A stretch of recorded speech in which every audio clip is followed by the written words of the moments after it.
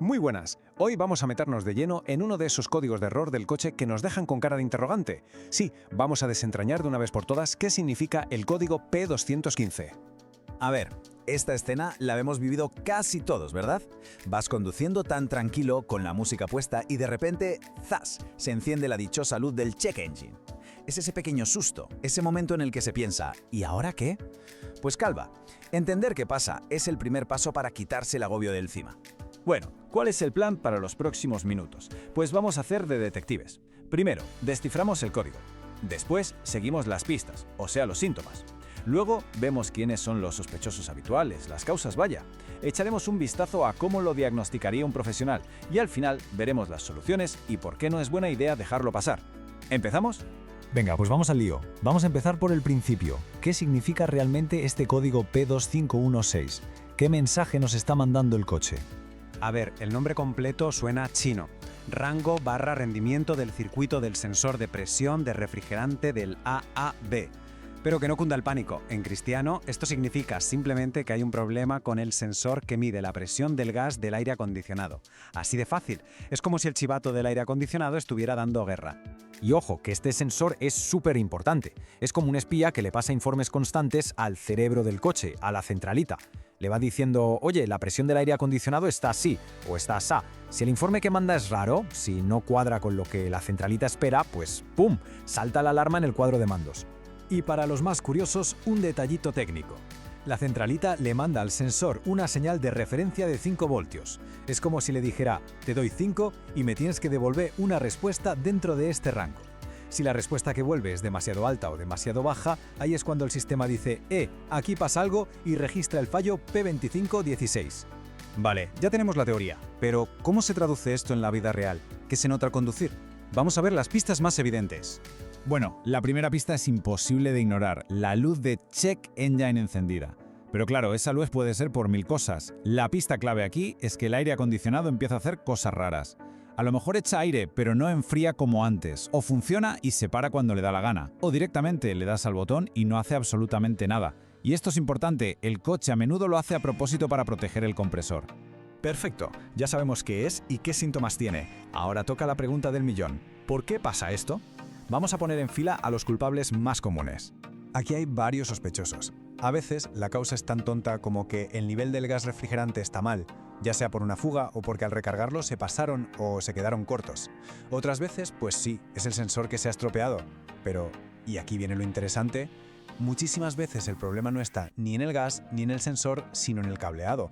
Un cable pelado, un conector sucio, cosas así. De hecho, si hablas con cualquier mecánico con años de experiencia, te dirá lo mismo. Esta frase es de uno de ellos. En la mayoría de los casos, los problemas de cableado y conectores me dan más dolores de cabeza que el propio sensor. Y es que es verdad, encontrar un mal contacto a veces es como buscar una aguja en un pajar. Entonces, ¿cómo se ataca este problema sin volverse loco? Pues con método, como los profesionales. Vamos a repasar el paso a paso que seguiría un buen mecánico. Lo primero y lo más inteligente es empezar por lo fácil y barato. Paso 1, mirar. Una inspección visual de los cables y los conectores. ¿Hay algo roto, quemado, suelto o con óxido? Paso 2, comprobar el gas, pero con las máquinas adecuadas. Si hasta aquí todo parece correcto, entonces sí, paso 3, sacar el multímetro y probar el sensor.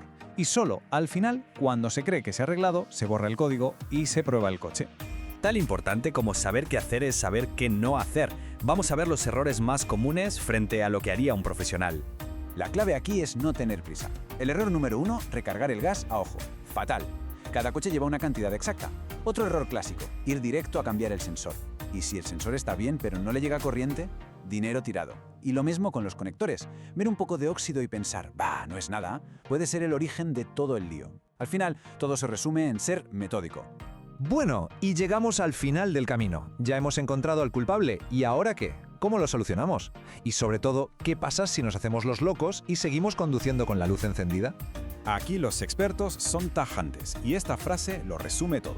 Si dejas pasar el código, prepárate para reparaciones mucho más costosas. Más claro, agua. Ignorarlo es comprar papeletas para una avería mucho más gorda. ¿Y cuál es esa avería tan gorda? Pues el corazón del sistema, el compresor del aire acondicionado. Si el sistema trabaja con la presión equivocada, el compresor sufre muchísimo, se sobrecalienta, no lubrica bien y al final se rompe. Y creedme, cambiar un compresor es, de lejos, la factura más dolorosa que puede dar el sistema de climatización. Por suerte, las soluciones son bastante lógicas y van directas a la causa que se haya encontrado. Si es un cable, se repara o se cambia. Si es un conector sucio, se limpia. Si el sensor está mal, se pone uno nuevo. Y si hay una fuga, pues se repara y se recarga el sistema con la cantidad exacta de gas. Así que si nos quedamos con una sola cosa, que sea esta. Es una especie de regla de oro en el taller. Empezar siempre por lo más fácil y barato. Primero, cables y conexiones. Después, las piezas. Seguir este orden tan simple puede ahorrar muchísimo tiempo, dinero y, sobre todo, un montón de frustración. Y para cerrar, una pequeña reflexión. La próxima vez que se encienda esa luz amarilla en el cuadro, en lugar de pensar qué fastidio, quizá deberíamos pensar gracias. Porque esa luz no es un problema en sí mismo, es una prevención. Es el coche avisando con tiempo, dándonos la oportunidad de arreglar algo pequeño antes de que se líe una bien gorda.